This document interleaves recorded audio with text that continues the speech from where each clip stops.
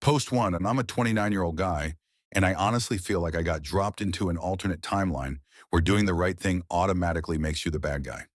I'll call my best friend Mia, 28F, and her fiancé Adam, 30M. Call me Liam. Mia and I have been best friends for more than half our lives. We met at 15. She was this quiet, anxious girl who hid in the library and flinched every time someone raised their voice. I was the loudmouth class clown who got sent into the hall for talking. Teachers paired us up for a group project thinking I'd drive her crazy. Instead, she laughed at one of my stupid jokes, relaxed, and that was it. We just stuck. I was there for everything. When her dad forgot to pick her up after practice again, I walked her home. When her ex in college cheated on her, I was the one sitting on the floor of her dorm at 3 a.m. while she ugly cried into a box of tissues. When she went through a rough patch with her mental health and thought she was too much, I talked her down more times than I can count. She would literally say, "You're the only person who gets me," and I believed her. Everybody always had something to say about us. Teachers, mutual friends, even her mom. "Are you sure you two are just friends?" I always laughed it off, because what was I supposed to do? Say, "Yeah, I'm actually hopelessly in love with her. Thanks for bringing it up in front of her."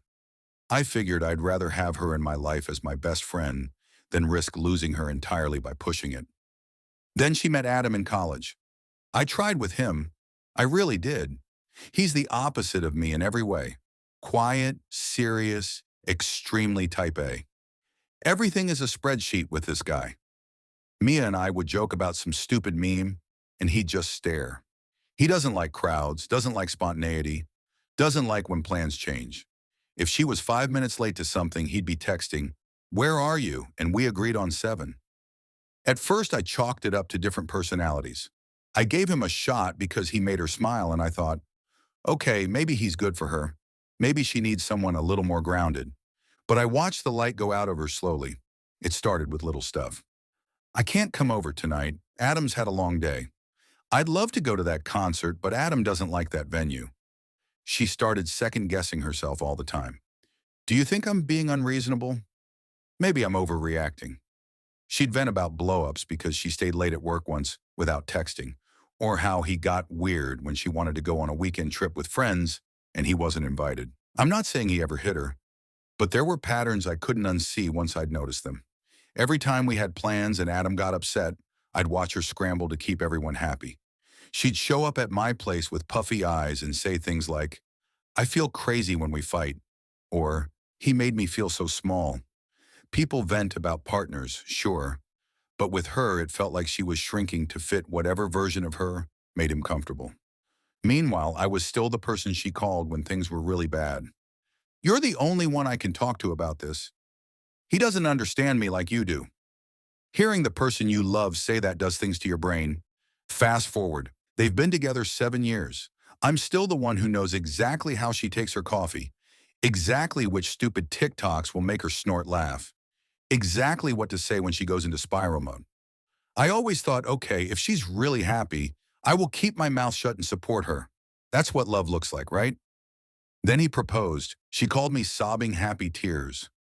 I told her I was happy for her because what else could I do? She sent me a picture of the ring, and I managed to say the right things instead of what I actually felt. I told myself I'd missed my shot, that it was too late. I swallowed it and tried to be a good friend. I got pulled into wedding planning, which honestly hurt and felt good at the same time. I helped her tour venues, made Excel sheets comparing prices, listened to her stress about seating charts.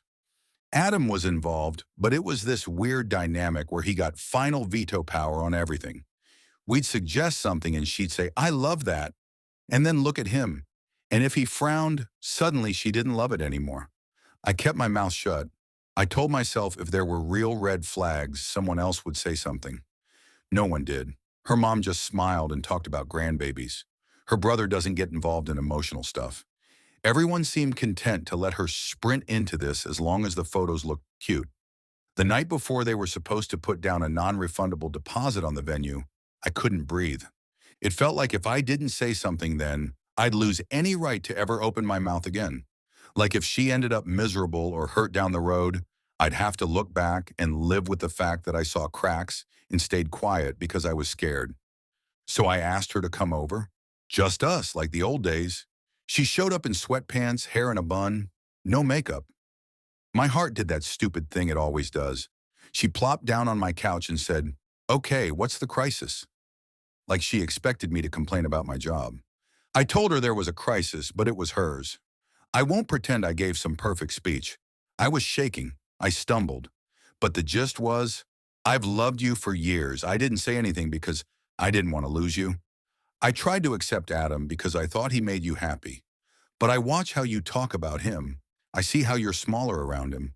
I can't stand by and watch you marry someone who makes you feel crazy and isolated without at least telling you there's another option. She just stared at me at first. Then she said, "You can't do this," very quietly, like I'd betrayed her. She kept saying she loved Adam, that I was wrong about him, that their relationship isn't perfect, but it's normal bad, not abusive bad. She said if I really loved her, I'd support her choices. I told her loving someone doesn't mean clapping while they walk into something that looks like a trap from the outside. I asked her point blank, "Have you ever felt like you had to change who you are to keep him happy?" She didn't answer. She just got this tight, angry look and told me to stop. The conversation went downhill from there. She accused me of timing this to blow up her life. I tried to explain I'd waited too long because I'd been a coward for years. I wasn't trying to sabotage her wedding.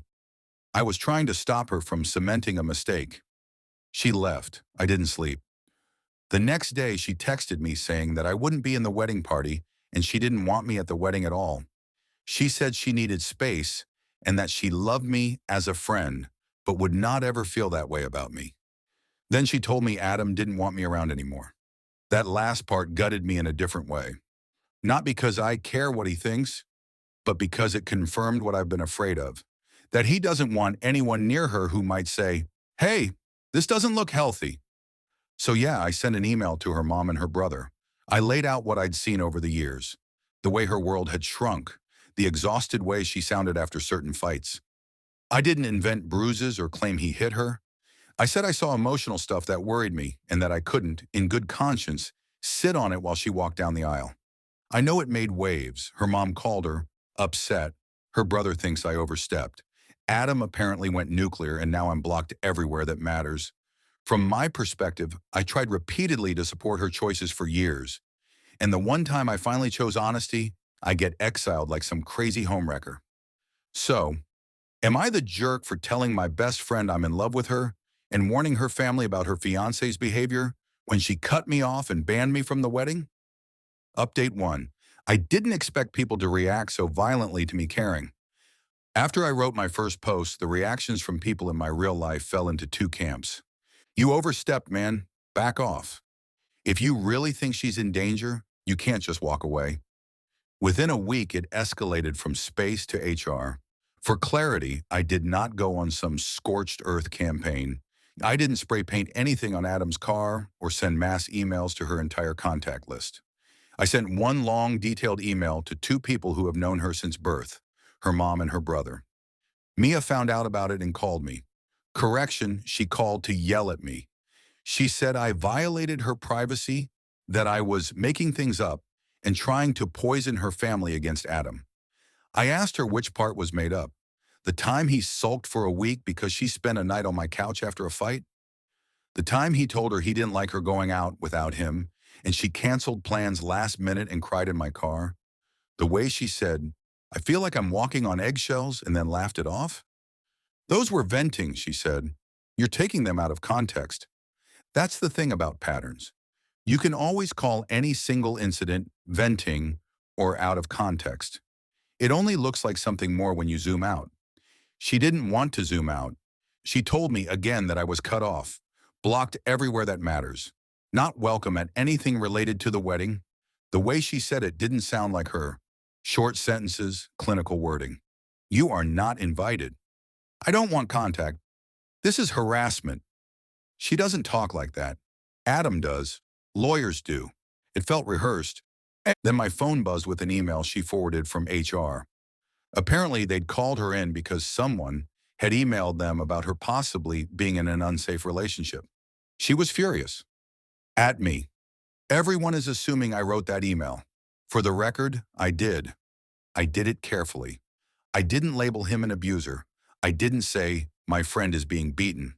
I said I had concerns that one of their employees might be experiencing emotional abuse and might need resources.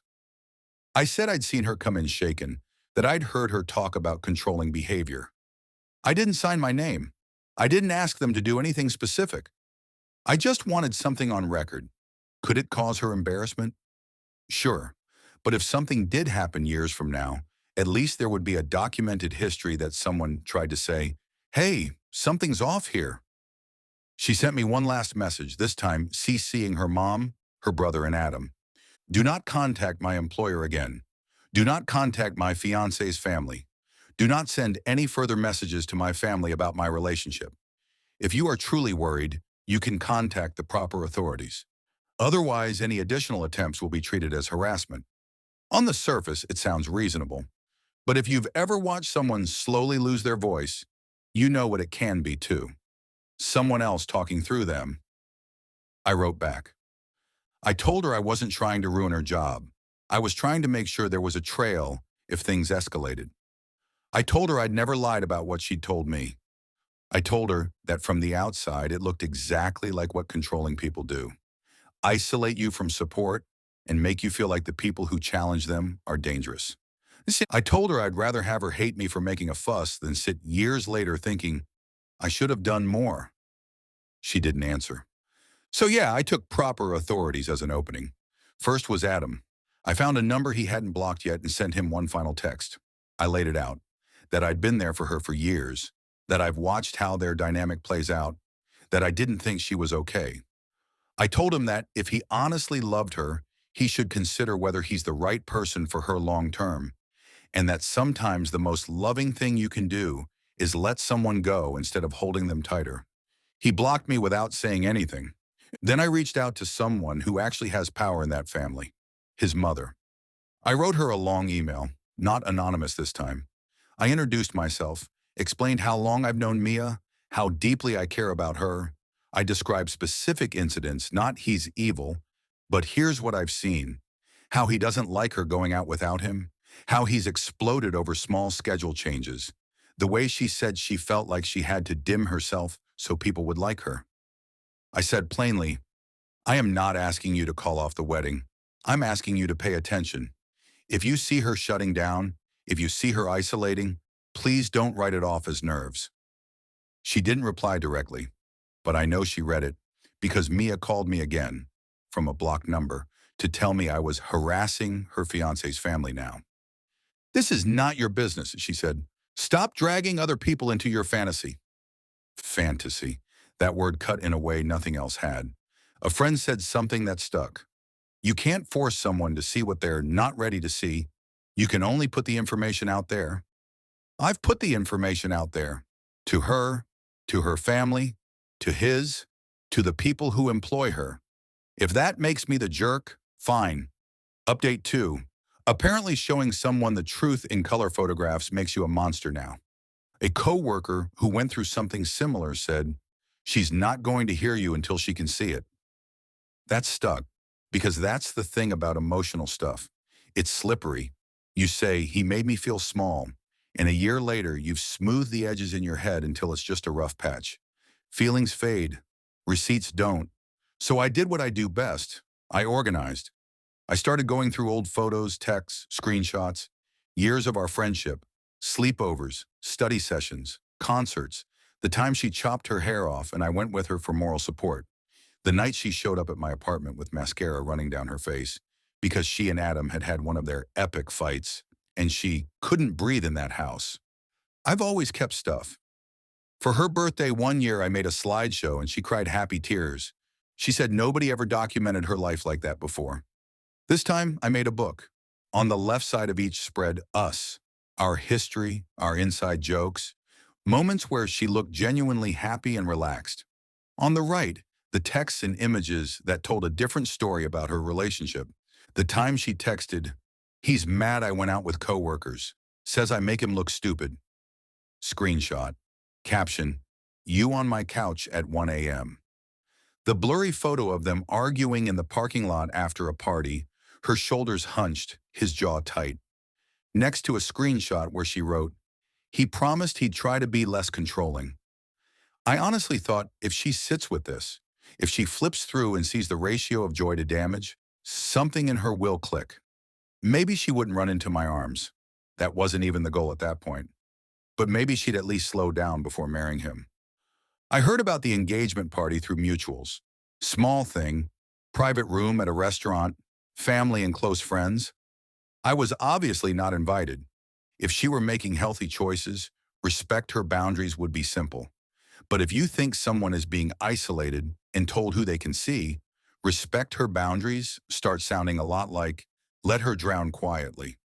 So I decided to go. Not to crash the whole thing and flip tables, just to drop off the book and leave. I waited until the party had been going for a while. I brought the book in a simple gift bag. My heart was pounding, but I kept telling myself, you're doing this because you love her, not because you want drama. The room went quiet when I stepped in. She looked shocked. Adam looked like he'd swallowed a lemon. Her mom had that tight expression she gets when she doesn't know whose side to take yet. Sorry I'm late, I said. I just wanted to drop something off. I'm not staying. I walked over and handed her the bag. Close up, she looked tired. Not wedding glow tired, worn down. It's for you, I said. Just memories for all of this. She took it like it was a live grenade. Adam stood. You weren't invited, he said. You need to go. Part of me wanted to snap back. It's her party, but I swallowed it. The last thing I wanted was to give him a scene he could point to later as proof I was unhinged. I'm not staying, I said. I just wanted to give her this. I looked around the room. These were people who claimed to love her. I wanted them to hear, at least once, that not everyone was buying the fairy tale version. I just want everyone to know I love her, I said. I always have. I want her to be happy, that's all. Mia's voice shook. Liam, this isn't appropriate. Please just go. So I left. Later that night, I texted a mutual friend. Did she look at the book? She said yes. They opened it at home. She also told me Adam looked like he wanted to burn it, which tells you everything. If the content was harmless, why be so threatened by pictures and screenshots? In the days after the party, the backlash started.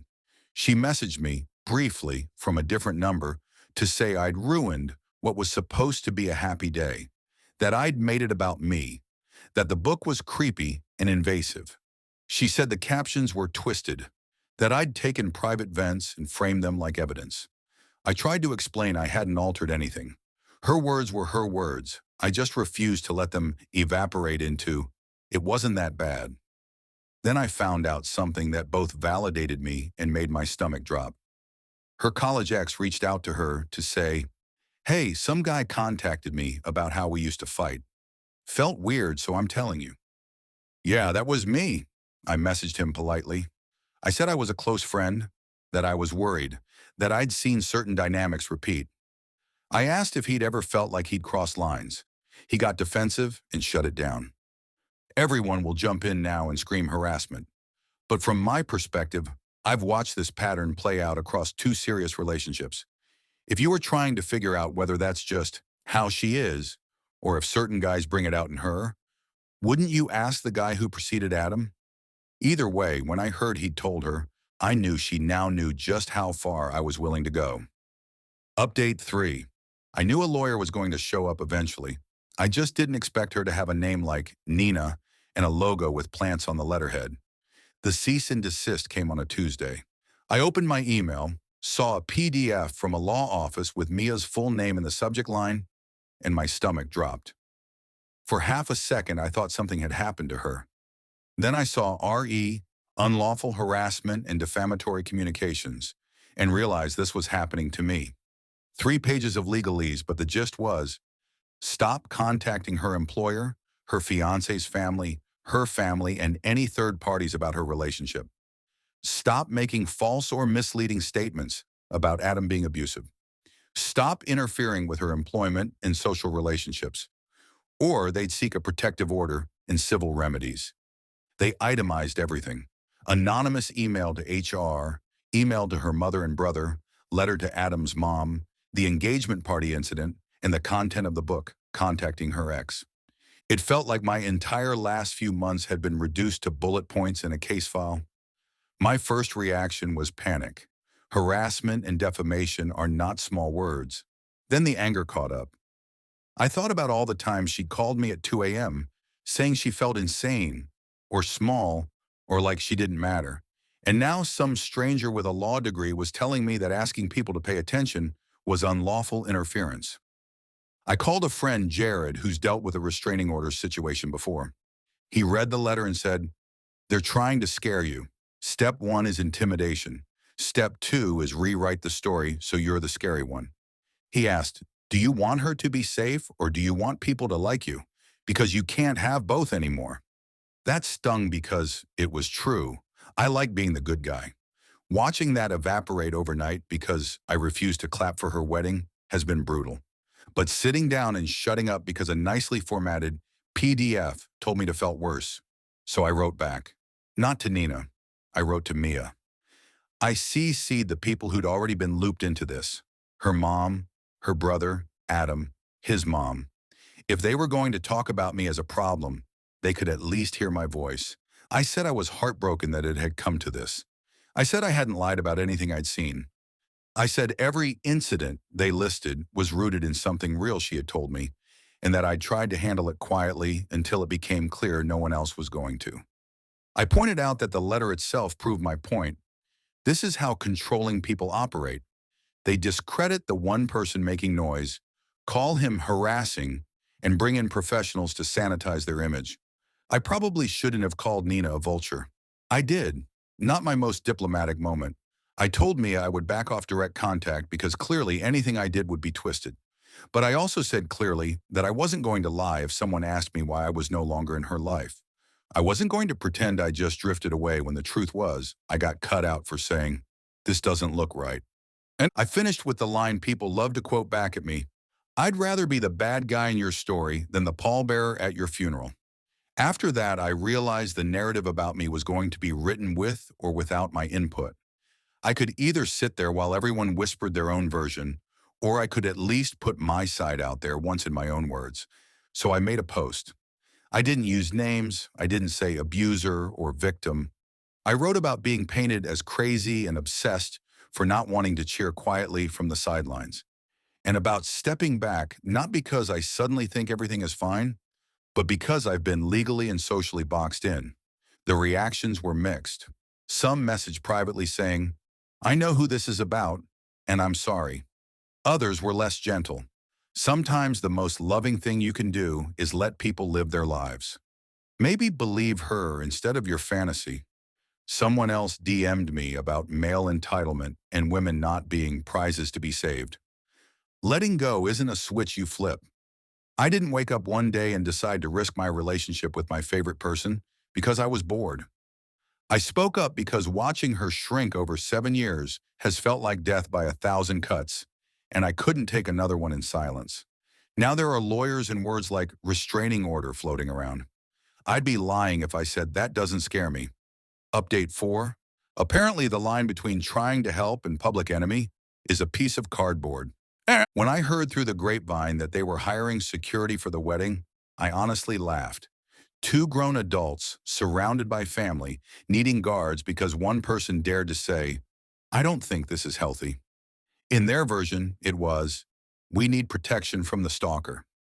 That's how it works. You speak up, they call you dangerous, and suddenly everyone forgets why you opened your mouth in the first place. I went back and forth about showing up. Half the people I talked to said, "Stay away, they'll use it against you."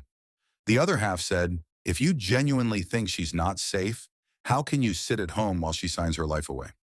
In the end, it came down to this. I knew where the venue was, what day, what time. I also knew I could stand on a public sidewalk without breaking any laws. I told myself I wasn't going to storm in or object mid-ceremony like some movie. I just couldn't let the whole thing go down without at least one visible signal that not everyone thought this was okay. So I made a sign. Cardboard and black marker. Ask me why she's not safe. I got there early enough that guests were still arriving. I parked down the street, walked to the edge of the property, and stood on the public side of the sidewalk. I could see the entrance. People dressed up, carrying gifts. It felt surreal. A few people saw me and did double takes. Some looked away quickly. One cousin I recognized shot me a furious look. Another looked conflicted. Within minutes, two men in suits walked over. Security. "You're on the no entry list," one of them said. "You're not allowed on the property." "I know," I said. "I'm not on the property. This is public." They asked me to leave anyway. I said I wasn't blocking cars, I wasn't yelling, and I had a right to stand there. One older relative walked over, read the sign, and shook his head. "You're embarrassing yourself," he said. "Go home." "Better embarrassed than complicit," I said. After about 20 minutes, security came back. "Ceremony's about to start. If I didn't leave, they'd call the cops, and you already have a lawyer involved." I didn't want to be the guy in handcuffs outside her wedding. I didn't want to feed the unhinged narrative. So I left. I walked back to my car, put the sign in the trunk, sat there staring at the steering wheel, and felt hollow. Not righteous, not triumphant, just empty. The next week, I found out the sidewalk thing was used as evidence. I got served with papers. They were filing for a restraining order. Reading the affidavit felt like reading a character bio for some guy I didn't know. Pattern of harassment, repeated unwanted contact, escalating behavior culminating in appearance at wedding venue. No mention of late-night phone calls where she begged me not to leave her alone in her head. No mention of the way she used to say, "You're the only one who makes me feel safe. The only thing that exists is my worst-looking actions lined up in a row." Friends keep asking me if it was worth it. On one hand, I've never felt more alone or more misunderstood. People who used to treat me like family cross the street now. My job is side-eyeing me because someone whispered legal trouble in HR's ear. On the other hand, if something does go sideways in that house in 3 years or 5 or 10, I will be able to look at myself and say, "You didn't stay quiet just because it was easier." Do I see that the sign was a lot? Yes. Do I understand how, stripped of context, it plays right into the obsessed friend narrative? Absolutely. But I also know what it feels like to watch someone you love slowly lose themselves and have every polite attempt to say, "Are you sure this is okay?" brushed off as jealousy. Whether that makes me a monster or someone who cared too much seems to depend entirely on which side of the aisle you're sitting on. Final update. 2 years later. So it's been a little over 2 years, and apparently I'm now that guy with the restraining order in certain circles. Just to be clear, yes, she got it. Yes, it's on my record. No, I didn't stand up in court and scream. The whole thing was strangely boring. We sat in a small, echoey room. Her lawyer, Nina, had a binder with tabs. My lawyer had significantly fewer. They walked the judge through the pattern. Emails, book, HR, in-laws, X, sign outside the wedding. Each item by itself looked annoying but not criminal. Put together in a neat narrative, it looked like I dedicated my life to tormenting her. Nobody read the late-night text where she said, "You're the only one I can talk to." Nobody read the "I feel so crazy when we fight" messages that started this for me. I wasn't on trial for the years I picked her up off the floor. I was on trial for the months I refused to keep pretending everything was fine. The judge granted the order. 2 years, no contact, no third-party contact, no showing up near her home or workplace, no messages to her family, her fiancé's family, or her employer about her. I wasn't surprised. Hurt, yes. Angry, definitely. Surprised, not really. We also settled the civil stuff. I had to sign a document saying I would not represent myself as having evidence of ongoing abuse. I had to send a letter ghostwritten by my lawyer to her HR and to Adam's parents clarifying that my previous communications lacked important context and that I cannot speak to the current state of their relationship. It was the most lawyered-up apology you can imagine. Every sentence was built to say, "I'm not saying I lied, but I'm also not saying you should listen to me." I sent it because the alternative was dragging this through years of court and eating legal bills until my life was nothing but work and hearings. Professionally, it cost me. When the restraining order went through, HR at my job called me in for a conversation. They didn't fire me on the spot. My work record was clean. But a few months later, when contracts got reviewed, mine was one of the ones not renewed. Officially, budget tightening. Unofficially, you can't be the guy with civil order and harassment allegations hovering and expect corporate to keep betting on you. I moved. New city, new job, fewer people looking at me like I'm a walking cautionary tale. I don't introduce myself here with, "Hi, I once tried to stop my best friend from marrying the wrong guy and lost everything." I just show up, do my work, go home. I still have friends from the old life. The circle is smaller. The people left fall into two categories. The ones who say, "You went too far, but I know your heart was in the right place." The ones who say, "You did nothing wrong, she's ungrateful," and use me as a reason to never intervene in anything ever. Both takes miss something, but I've learned to stop trying to correct them. I'm tired of explaining. Every once in a while, someone from back home will mention her. "She and Adam bought a place," or "I saw them at so-and-so's party. They looked fine." The pause before fine always gets me. I've heard they're doing couples therapy. For some people, that's normal maintenance. For others, it's a bandage. I try not to dissect it too much, because none of it changes the fact that I'm not in that story anymore, except as the jerk they reference when they tell the tale of how we overcame outside drama. People ask if I ever think I misread things. If I ever sit alone in my new apartment, look at the restraining order papers in my desk and think, maybe I was just jealous. Maybe there was no pattern. Maybe I ruined my life over normal relationship arguments. The honest answer is, sometimes at 2 a.m., yeah. I replay conversations and wonder if I attach too much meaning to certain phrases. I wonder if the book was too much, if the sign was too much, if emailing HR was a line I should never have crossed. I wonder if somewhere between being scared for her and being in love with her, I slipped into needing to be right more than needing her to be okay. Then I remember the look on her face after some of those fights.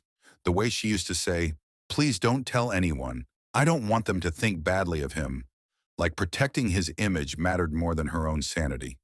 The relief in her shoulders when she was at my place, laughing, not bracing.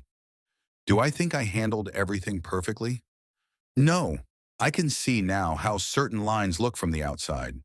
I handed them great optics, I'll give you that. Do I think I was fundamentally wrong to be alarmed? No. I still don't. The restraining order expires in a few months. My lawyer asked if I want to fight an extension if they try. I said no. There's nothing left to contest. The point was made. What am I doing now? Working, sleeping, occasionally dating. Though every time a woman jokes, "You're so protective," it's cute. Something inside me flinches. I'm more careful now about where I invest that protective energy. I don't insert myself into anyone's relationship. I listen. I maybe say, "That doesn't sound great," and then I shut my mouth. If someone asks directly, "Should I leave?" I say, "I can't answer that for you." In other words, I've learned to be what everyone says they wanted me to be all along, a bystander. As for Mia, I don't know if she ever thinks about me. If she does, I'm sure it's not kindly. In her version, I'm the one who tried to blow up her wedding, who spammed her family, who made her job harder, who wouldn't accept no. In her husband's version, I'm proof he was right to see me as a threat from day one. In mine, I'm the guy who saw something he couldn't unsee, spoke up clumsily, loved too loudly, crossed lines, paid for it, and is now building a smaller, quieter life out of whatever's left. People love stories with neat morals. I'm not sure mine fits on a bumper sticker. If I could go back, I'd change how I did things. I wouldn't change that I cared. I wouldn't change that I tried. In the end, I lost her, I lost my spot in her family, and I lost my old life. They gained peace, or at least the appearance of it. They call that a happy ending. I call it an outcome I can live with, even if I have to live with it alone. I have to live with it alone. I have to live with it alone.